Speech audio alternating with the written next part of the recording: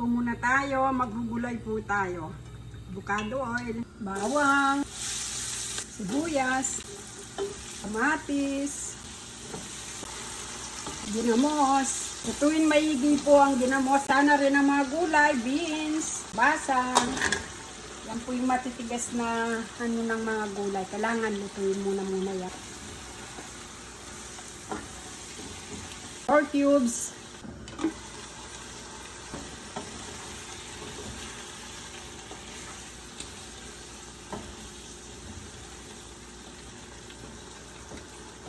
Tama na rin na natin ang okra, daon ng kalabasa, at ang ampalaya po.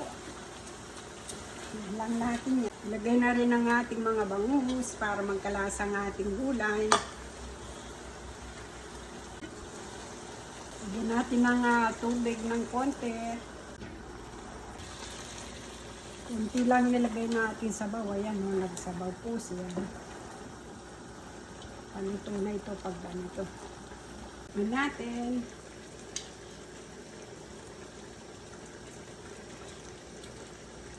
Tama lang nalat niya. Ayan, luto na ang ating gulay. Organic po lahat ang ating mga gulay.